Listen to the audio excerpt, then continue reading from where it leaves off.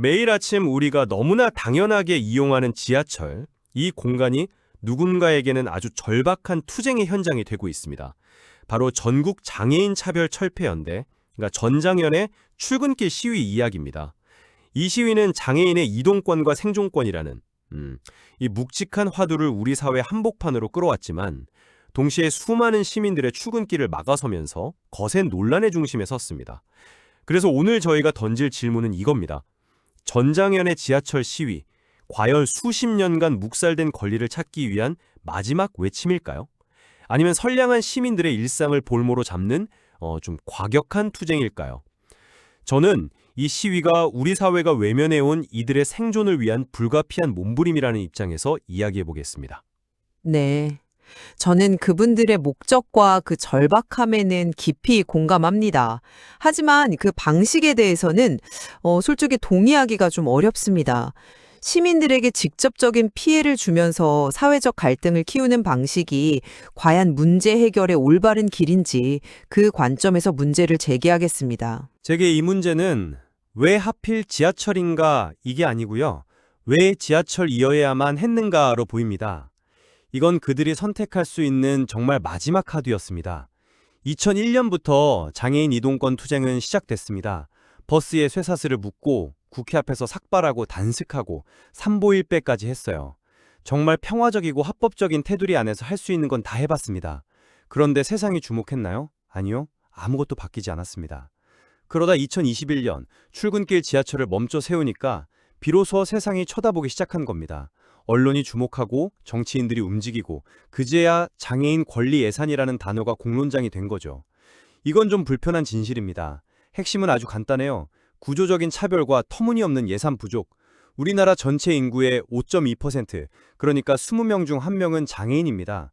그런데 장애인 정책 관련 예산은 중앙정부와 지방정부를 다 합쳐도 전체 예산의 고작 1.5% 수준에 머물러 있습니다. 이 숫자가 모든 걸 말해주지 않습니까? 출근길에 시민들이 겪는 몇십 분의 불편함, 물론 힘든 일이죠. 하지만 그건 장애인들이 태어나서부터 지금까지 평생 겪어온 고통, 즉 가고 싶은 곳에 마음대로 갈 수 없고 교육받을 기회, 일할 기회에서 원천적으로 배제당하는 그 고통에 비하면 어떨까요? 이 시위는 바로 그 보이지 않던 고통을 우리 눈앞에 드러내는 행위입니다. 네, 그 절박함과 오랜 투쟁의 역사는 저도 충분히 이해하고 있습니다. 하지만 목표가 수단을 정당화할 수는 없다고 봅니다. 아무런 정책 결정권도 없는 시민들의 발을 묶는 방식으로는 사회적 연대를 얻을 수가 없어요. 오히려 왜 우리가 피해를 봐야 하냐는 반감과 갈등만 증폭시킬 뿐이죠. 실제로 시위 현장에서 시민들과 장애인들 사이에 벌어지는 그 험악한 언쟁들을 보면 이건 연대가 아니라 단절을 낳고 있습니다. 그리고 정부의 노력을 일방적으로 무시하는 것도 좀 문제가 있습니다. 물론 부족한 점이 많겠죠. 하지만 변화가 아예 없는 건 아니거든요. 자료를 보면 2025년 보건복지부의 장애인 정책 예산은 전년보다 7.6% 늘었습니다. 서울시는 2024년까지 모든 지하철역에 엘리베이터를 100% 설치하고 2025년까지 저상버스 도입률도 100%로 끌어올리겠다고 약속했습니다. 이런 점진적인 개선의 노력을 인정하지 않고 극단적인 방식만 고수하는 건 문제 해결을 더 어렵게 만들 뿐입니다. 전체 장애인 지원 예산이 14조 5천억 원에 달하는데 이걸 무조건 적다고만 할 수는 없습니다. 중요한 건 이 예산을 어떻게 더 효율적으로 배분하고 집행할 것인가 하는 문제이고요. 그건 시민들의 발을 묶는 물리적 충돌이 아니라 정교한 데이터와 사회적 합의를 통해 풀어야 할 문제라고 생각합니다. 바로 그 점진적 개선이라는 말이 기만적이라는 겁니다. 한번 생각해보죠. 사회의 무관심을 깨기 위해서는 때로는 충격적인 방식이 필요하다는 건 역사가 증명합니다. 미국의 유명한 장애인 인권 운동가 주디 휴먼을 아실 겁니다.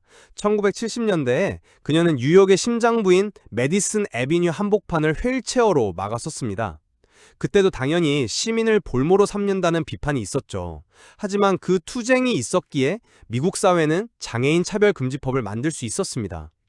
전장현의 시위도 저는 마찬가지라고 봅니다. 그들이 지하철을 멈춰 세웠기 때문에 우리가 지금 이 문제에 대해 이야기하고 있는 겁니다. 그리고 이 투쟁의 과실은요, 장애인에게만 돌아가는 게 아닙니다.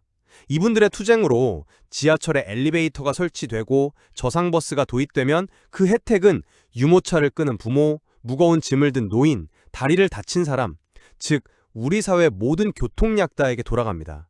이건 소수의 권리를 위한 투쟁이 아니라 사회 전체의 안전망을 더 튼튼하게 만드는 과정이라고 봐야 합니다. 저는 그 과정에서 치르는 사회적 비용이 너무 크다고 보는 겁니다.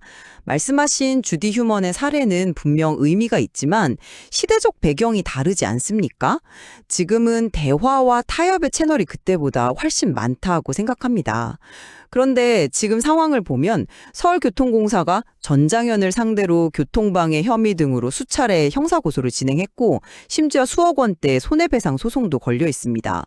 이건 대화가 아니라 완전히 법정 다툼으로 번진 겁니다. 문제 해결이 더 어려워진 거죠. 그리고 시민을 볼모로 삼는다는 비판이 왜 계속 나올까요? 그건 이 방식이 가진 본질적인 한계 때문입니다. 출근길에 발이 묶인 시민, 중요한 약속에 늦은 시민이 과연 그 자리에서 장애인 이동권의 중요성을 떠올릴까요? 아니면 시위대에 대한 분노를 먼저 느낄까요? 아무리 메시지가 정당하더라도 전달 방식이 대중의 공감을 잃으면 오히려 메시지의 정당성마저 훼손될 수 있다는 겁니다. 지지해야 할 사람들을 적으로 돌리는 방식은 아닌지 이건 좀 돌아봐야 합니다. 공감을 잃는다는 말씀에 대해선 정부의 태도를 먼저 봐야 합니다. 지하철 엘리베이터 100% 설치 약속, 그거 이번에 처음 나온 얘기가 아닙니다. 고 박원순 시장 시절부터 반복되어 온 약속이에요. 그런데 아직도 지켜지지 않고 있습니다. 그러니 장애인 단체들이 이걸 재탕 공약이라고 부르면서 불신하는 건 어찌 보면 당연한 일입니다.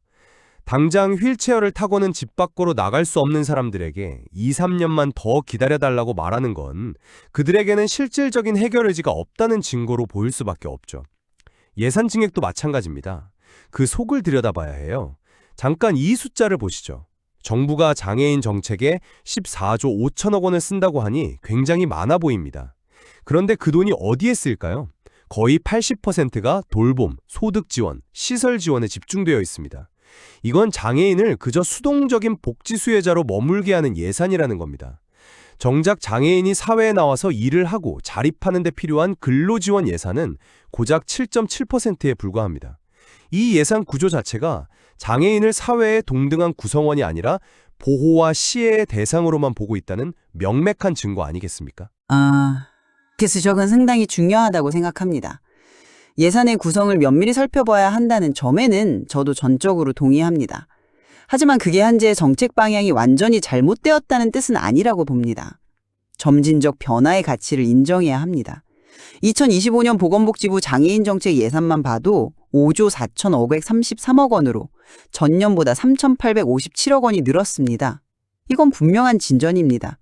그리고 정책의 초점은 신중하게 결정되어야 합니다. 장애인 활동지원제도, 그러니까 장애인의 일상생활을 돕는 활동지원사를 보내주는 이 제도가 단일 사업으로는 예산 규모가 가장 큽니다. 왜 그럴까요? 그만큼 현장에서 돌봄에 대한 수요가 절실하다는 걸 보여주는 겁니다. 이걸 무조건 수동적 복지라고 비판하기보다는 자립을 위한 근로지원과 돌봄 지원 사이의 균형점을 어떻게 찾아갈 것인가, 이걸 논의하는 게 훨씬 건설적인 접근 방식입니다. 뭐랄까, 마치 우리 집 가계부를 짜는데 80%가 월세나 식비 같은 필수 생활비로 나가고 한 7%만 자기 개발에 쓴다고 해서 그 가계부가 잘못됐다고 할 수만은 없는 것과 비슷합니다. 일단은 생존이 먼저니까요.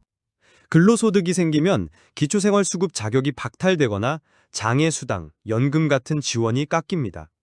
일을 해서 돈을 벌면 오히려 더 가난해지는 역설이 발생하는 겁니다. 장애인 활동 지원 제도도 마찬가지입니다. 이 제도는 장애인이 독립적으로 생활하는 데 필수적인데요. 급여량을 산정할 때 기준을 보면 직장생활 같은 사회활동 참여는 4%밖에 반영이 안 됩니다. 반면에 신체 기능의 제한 정도가 89.7%로 압도적이에요. 이게 뭘 의미할까요? 더 중증인 사람에게 더 많은 시간을 주는 건 당연하지만 일하려는 의지가 있는 장애인에게는 출퇴근이나 직장 생활에 필요한 만큼의 시간을 충분히 주지 않는다는 뜻입니다. 일터에서는 또 활동지원사 이용이 제한되는 문제도 있고요. 제도가 오히려 사회 참여의 문을 닫고 있는 셈입니다. 그 주장은 사실과 다른 면이 좀 있습니다. 제도가 워낙 복잡해서 오해가 생기는 부분인데요. 예를 들어서 장애인 연금 제도를 보면 오히려 근로를 장려하기 위한 장치가 있습니다. 근로소득이 생기면 월 92만 원을 기본으로 공제해주고 거기서 초과하는 금액의 30%를 추가로 또 빼줍니다.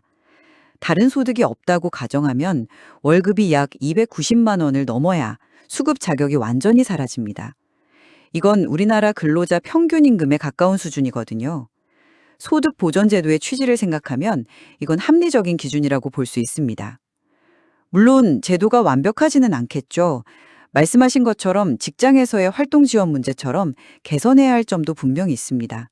하지만 문제는 제도의 허점 자체가 아니라 이 복잡하게 얽힌 시스템을 어떻게 더 정교하게 다듬어 나갈 것인가 하는 점입니다. 그리고 그 해답은 지하철에 멈춰 세우는 방식이 아니라 정확한 데이터에 기반한 정책 설계와 차분한 사회적 논의를 통해 찾아야 한다고 생각합니다. 차분한 사회적 논의가 가능했다면 애초에 이분들이 지하철에 탈 일도 없었을 겁니다. 전장현의 시위는 표면적으로 보이는 몇 분의 불편함, 그 이면에 존재하는 거대한 구조적 차별과 예산 불평등에 대한 절규입니다. 다시 한번 강조하지만 장애인 인구 비율 5.2%와 예산 비율 1.5%라는 이 엄청난 격차, 그리고 수십 년간 반복된 약속과 그 약속이 지켜지지 않은 배신의 역사가 이들의 절박함을 증명합니다. 이것은 단순한 통행방해가 아닙니다. 우리 사회의 가장 약한 이들이 동등한 시민으로 살고 싶다며 온몸으로 던지는 바로 그 생존에 대한 질문입니다. 하지만 정당한 목적이라도 시민의 일상을 파괴하고 사회 전체를 분열시키는 방식으로는 결코 폭넓은 지지를 얻을 수 없습니다. 정부의 점진적인 노력을 인정하고 구체적인 데이터를 바탕으로 더 나은 대안을 제시하면서 사회적 합의를 만들어 나가는 과정이 필요합니다. 갈등을 극단으로 몰고 가는 방식은 결코 누구에게도 도움이 되지 않습니다. 모두에게 깊은 상처만 남길 뿐입니다. 문제 해결의 동력을 얻는 게 아니라 오히려 잃게 될 수 있습니다. 오늘 우리의 대화는 한쪽에서는 당장 해결해야 할 생존권의 문제로, 다른 한쪽에서는 지켜져야 할 사회 질서의 문제로 이 사안을 바라보고 있다는 점을 명확히 보여준 것 같습니다. 전장현의 시위는 단순한 불편함을 넘어서 우리 사회가 그동안 외면해온 구조적 차별과 예산 불평등의 현실을 수면 위로 끄집어냈습니다. 맞습니다. 이 문제는 단순히 지하철 엘리베이터를 몇 개 더 설치하는 그런 기술적인 차원을 넘어섭니다. 우리 사회가 장애인의 사회적 참여와 자립, 단지 시혜나 동정의 대상이 아닌 동등한 시민의 당연한 권리로 어떻게 보장할 것인가, 이 근본적인 질문과 맞닿아 있습니다. 특히 오늘 논의된 일하는 장애인을 가로막는 제도적 모순처럼 앞으로 우리가 더 깊이 파고들고 지혜를 모아야 할 지점들이 여전히 많이 남아있다고 생각합니다.